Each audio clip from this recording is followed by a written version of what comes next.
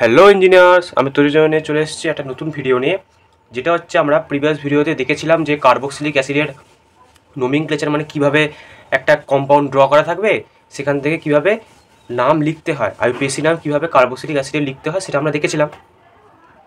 এবার আমরা উল্টোটা দেখব, যেখানে অলরেডি আমার লেখা আছে সেখান থেকে কিভাবে স্ট্রাকচার ড্র করতে হয়। তো এই যে তোদের আমি অ্যালকোহল এবং কার্বক্সিলিক অ্যাসিডের এই যে বেসিক আইডিয়াটা দিলাম, যখন তোদের ক্লিয়ার হয়ে যাবে ভিডিওগুলো দেখে, তারপর যখন ভিডিও দেখবি নেক্সট ভিডিও, ওই ভিডিওতে তোদের আরএস নোমেনক্লেচার থাকবে। এবার সেখানে প্রিভিয়াস ইয়ারে যে কোশ্চেনগুলো এসেছিলো আমাদের, সেইখানেতে আমাদের এরকম স্ট্রাকচার ড্র করতে হবে ফর্মুলা থেকে দেখে। এবার অ্যালকোহল আর কার্বক্সিলিক অ্যাসিডই ম্যাক্সিমাম এসছে, তো ওই জন্য আমি অ্যালকোহল আর কার্বক্সিলিক অ্যাসিডের ডিটেলসে যতটুকুনি দরকার জানার একদম বেসিক থেকে করিয়ে দিয়েছি ওই দুটো ভিডিওতে। কার্বক্সিলিকের দুটো ভিডিও আর অ্যালকোহলের একটাই ভিডিও আছে, তো ওটা স্কিপ করে আরএস নোমেনক্লেচারের ভিডিও দেখবি না। এটা হচ্ছে বলা যে আরএস নোমেনক্লেচারটা দেখে নিই, কিন্তু প্রিভিয়াস ইয়ার কোশ্চেনগুলো যেভাবে সলভ করেছি সেখানে কিন্তু আমি আর ব্যাখ্যা করব না কীভাবে আমি স্ট্রাকচারটা ড্র করলাম। তার জন্য তোদেরকে ওই আগের ভিডিও দেখতে হবে। ওই জন্য যেমন সিকোয়েন্সে প্লেলিস্টে সাজানো থাকছে সেই সিকোয়েন্সটা মেনটেন করবি, কারণ যেভাবে স্টেপ বাই স্টেপ পড়ালে পুরোটা বোঝা যায়, শেষে গিয়ে কোনো অসুবিধা না হয়, সেটাই আমি চেষ্টা করেছি। তাহলে দেরি না করে শুরু করা যাক। ফার্স্ট হচ্ছে 3-chloro-2-methyl-butanoic অ্যাসিড। এবার আমরা যখন স্ট্রাকচার থেকে ফর্মুলা লিখেছিলাম তখন আমরা প্রথমেই এই পার্টটাতে ফোকাস করেছিলাম। এই পার্টটা হচ্ছে সাবস্টিটিউয়েন্ট। এই পার্টটাতে আমরা মানে সাবস্টিটিউয়েন্ট মানে হচ্ছে ওই মানে ফাংশনাল গ্রুপ COOH আর কার্বন, মানে ওর সাথে যুক্ত যে কার্বনগুলো আছে ওইগুলো ছাড়া শাখা পোশাকা যেমন গাছের হয়, সেরকম কম্পাউন্ডের যে শাখা পোশাকাগুলো আছে সেগুলো হচ্ছে সাবস্টিটিউয়েন্ট। কোনো কোনো কম্পাউন্ডে থাকে, কোনো কোনো কম্পাউন্ডে থাকে না। তো এরকম যে নাম্বারিং দিয়ে যেগুলো লেখা থাকবে দেখবি 3-chloro-2-methyl এরকম টাইপের যেগুলো লেখা থাকবে, তার মানে বুঝতে হবে এগুলো সাবস্টিটিউয়েন্ট। যখন নামকরণটা করতে হয় কোনো স্ট্রাকচার দেখে, তখন কিন্তু আগে সাবস্টিটিউয়েন্ট লিখতে হয়, তারপর কটা কার্বন আছে সেই অনুযায়ী মিথ হবে না ইথ হবে, প্রোপ হবে না বিউট হবে সেটা লিখে, তারপর দেখতে হবে যে ওই কার্বন চেনটায় মানে COOH-এর সাথে জয়েন্ট যে কার্বন চেনটা, সেখানে কোনো সিঙ্গেল বন্ড আছে কিনা, না ডবল বন্ড আছে কিনা, না ট্রিপল বন্ড আছে কিনা, সেগুলো দেখতে হবে। সব সিঙ্গেল বন্ড থাকলে N হয়।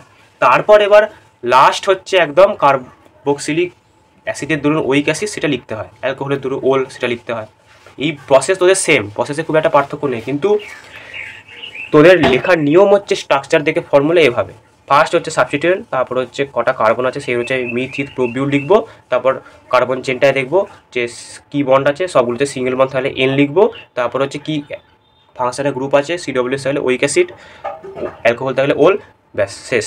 কিন্তু এই জিনিসটা উল্টো হয় হচ্ছে যখন আমরা ফর্মুলা দেখে স্ট্রাকচার ড্র করব। আমরা প্রথমে কোনো দিকে তাকাবো না, ফার্স্ট আগে তাকাবো এই জায়গাটায়। আমরা জানি যে একটা থাকলে মিথ হয়, দুটো থাকলে ইথ হয়, তিনটে থাকলে প্রোপ হয়, চারটে থাকলে বিউট হয়। এবার এইটা আমরা মাথাতে রেখে দিয়েছি। এবার আমরা পুরো এইখানে খুঁজবো যে ওই চারটের মধ্যে কোনো ওয়ার্ড লেখা আছে কিনা। তাহলে খুঁজতে খুঁজতে খুঁজতে খুঁজতে আসছি, এখানে টিকটিক হলো মানে ডিটেক্ট হলো, নিয়ে এখানে লেখা আছে বিউট। তাহলে আমি বুঝে গেলাম যে চারটে কার্বন থাকবে। এবার একটা যেটা মাথায় রাখার, যদি অ্যালকোহল হতো তাহলে কিন্তু চারটে কার্বন তার সাথে ওইচ থাকতো, কিন্তু ওইক অ্যাসিডের ক্ষেত্রে যেহেতু COOH-এও একটা C আছে, সেই কারণে ওটাকে সমেত চারটে কার্বন লিখতে হবে। তাহলে কি হলো, তাহলে যদি আমি জাস্ট স্ট্রাকচারটা মানে ড্র করা শুরু করি তাহলে এরকম হবে।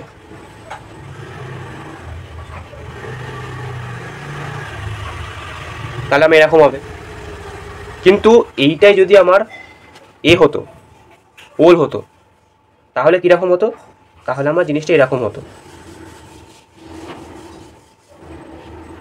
চারটে কার্বন হয়ে গেল বিউটের জন্য, তারপর OH হলো। এই যে আমরা কোনায় দেখতে পাচ্ছি, ওল থাকলে কিন্তু চারটে কার্বন তারপর OH হতো, কিন্তু ওইক অ্যাসিডের ক্ষেত্রে কিন্তু কার্বক্সিলিক অ্যাসিডেও যদি একটা C থাকে, তাই সেটাকে সমেত চারটে কার্বন হতে হবে। তাহলে হয়েছে এটা একটা, এটা 2 নম্বর, 1 নম্বর, এটা 2 নম্বর, এটা 3 নম্বরের 4 নম্বর হয়ে গেল। তারপরে হচ্ছে আমরা দেখব এইদিকে,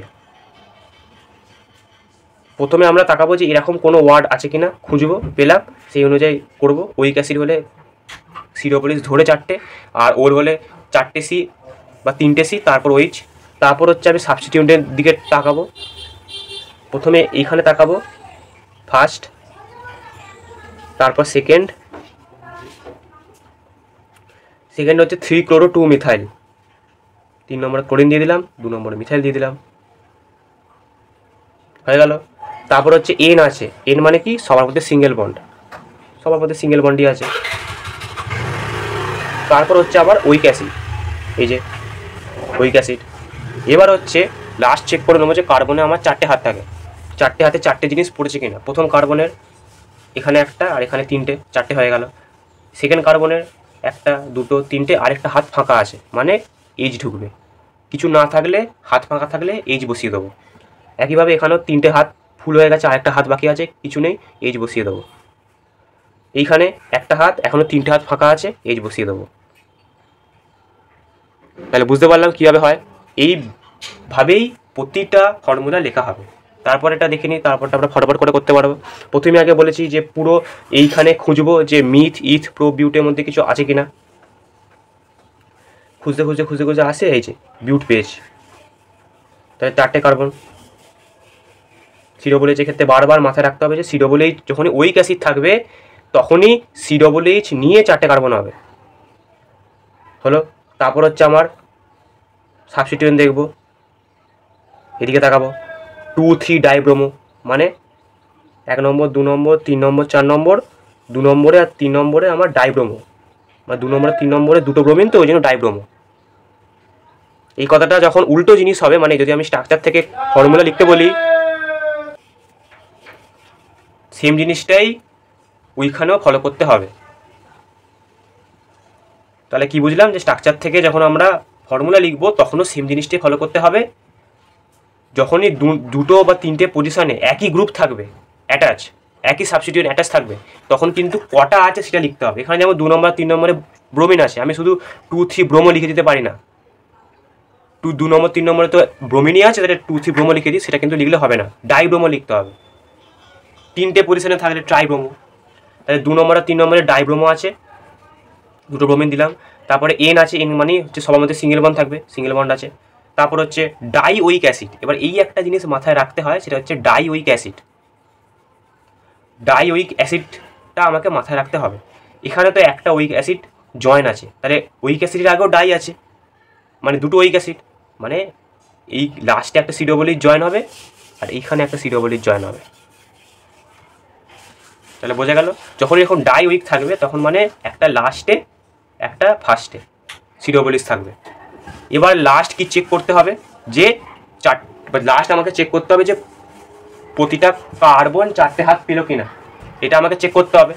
তাহলে এটা 4টে হাত পেয়ে গেছে, এইটা 3টে হাত পেয়েছে, একটা হাত বাকি আছে, এইচ দিয়ে দেবো। এটা 3টে হাত পেয়েছে, একটা হাত বাকি আছে, এইচ দিয়ে দেবো। এটা 4টে হাত পেয়ে গেছে। তাহলে বুঝে গেলাম কীভাবে আমাকে স্ট্রাকচার ড্র করতে হয়। এই একইভাবে যদি আমরা এই স্ট্রাকচারটা দেখি, সেখানেও আমি প্রথমে খুঁজবো বলেছি যে 4টের মধ্যে কিছু আছে কিনা। এই যেখানে প্রোপ রয়েছে, উইক অ্যাসিডের ক্ষেত্রে সবসময় উইক অ্যাসিড নিয়ে 3টে বা 4টে হবে, প্রোপ মানে 3টে, উইক অ্যাসিড নিয়ে 3টে, 1 নম্বর, 2 নম্বর, 3 নম্বর। তারপরে হচ্ছে সাবস্টিটিউয়েন্টের দিকে তাকাবো, এরকম নাম্বারিং দিয়ে যেগুলো লেখা থাকবে 2-হাইড্রক্সি, 2-ফিনাইল, 3-chloro-2-মিথাইল, এগুলো সবসময় সাবস্টিটিউয়েন্ট। এদিকে তাকাবো, সেকেন্ড, এইটা হচ্ছে আমার ফার্স্ট। হলো 2-হাইড্রক্সি, 2-ফিনাইল। এবার হচ্ছে 2 নম্বরে হাইড্রক্সিও আছে, 2 নম্বরে ফিনাইলও আছে। তাহলে 2 নম্বর কার্বন এইটা, তাহলে একটা নিচে লিখি, নিচে OH লিখি, 2-হাইড্রক্সি, আর ওপরে ফিনাইল লিখি। এবার ফিনাইল গ্রুপটা আমি আগের তে বলিনি, তো ফিনাইল গ্রুপটা হচ্ছে আমার C6H5, এইটা হচ্ছে আমার ফিনাইল গ্রুপ। ফিনাইল গ্রুপ হচ্ছে আমার C6H5, বেঞ্জিনের থেকে একটা কম, C6H5। এবার কথা হচ্ছে C6H5 কেউ লেখে না, C6H5কে PH লেখে, PH মানে C6H5টা যেমন মিথাইলে CH3 লেখে, কিন্তু ফিনাইলের ক্ষেত্রে CHH5 লেখে না, PH লেখে। কিন্তু RS নোমেনক্লেচারের যখন পড়বো তখন কিন্তু প্রতিটার ফর্মুলা আমাকে জানতে হবে, না হলে কিন্তু RS নোমেনক্লেচার করা যাবে না, তখন কিন্তু C6H5 ধরেই করতে হবে। এই আগে থেকেও বলে দিলাম। তো কিন্তু এমনি ফর্মুলা লেখার ক্ষেত্রে PH লিখলেই হয়ে যায়, তাহলে এখানে C6H5 না লিখে আমি PHও লিখতে পারি। তারপর হচ্ছে এন আছে, এন মানে সবার মধ্যে সিঙ্গেল বন্ড, তাই আছে সিঙ্গেল বন্ড আছে। তারপর হচ্ছে ওইক অ্যাসিড। তারপর লাস্ট কাজ কি, চেক করে নেবো যে প্রতিটা কার্বন 4টে হাত পেলো কিনা। এটা ফার্স্ট কার্বন 4টে হাত পেয়েছে, এটা সেকেন্ড কার্বন 4টে হাত পেয়েছে, এটা থার্ড কার্বন এই একটা হাত পেয়েছে। তাহলে বাকি 3টে হাতে কি বলবো, কি দেবো, H3। যখন কিছু দেওয়ার নেই হাতে তখন আমি H দিয়ে দেবো। তাহলে আমরা আঁকতে পারলাম স্ট্রাকচারটা। তাহলে আশা করি বোঝা গেছে যে কীভাবে ড্র করতে হয়। এবার একটা সামারি দেখে নিই।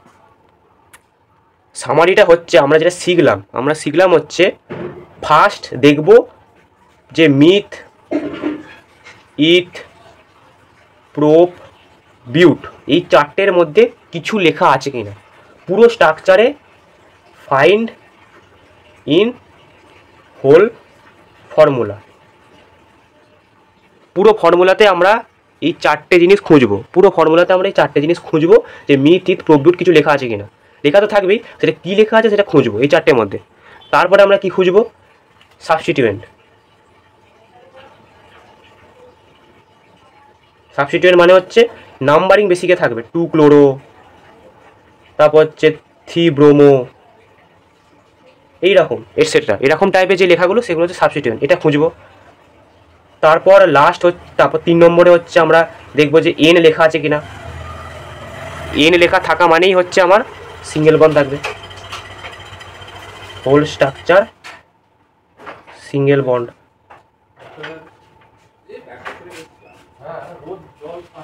তারপরে 4 নম্বর হচ্ছে আমার ফাংশনাল গ্রুপ। এবারে ফাংশনাল যে গ্রুপটা সেটা COOH এর ক্ষেত্রে ওইক অ্যাসিড লেখা থাকে, আর অ্যালকোহলের ক্ষেত্রে ওল লেখা থাকে। এই 4টে স্টেপ আমাদের ফলো করতে হবে। যখন আমরা কোনো ফর্মুলা থেকে স্ট্রাকচার ড্র করব তখন আমাকে এই 4টে স্টেপ ফলো করতে হবে, তাহলেই আমরা ইজিলি যে কোনো স্ট্রাকচার ড্র করতে পারবো। আশা করি বোঝা গেছে। আর স্টেপ বাই স্টেপ যেমন ভিডিও অ্যারেঞ্জ করা আছে প্লেলিস্টে সেভাবে কিন্তু তোরা দেখবি, কোনো ভিডিও স্কিপ করবি না। চল নেক্সট ভিডিও দেখা হবে, বাই বাই।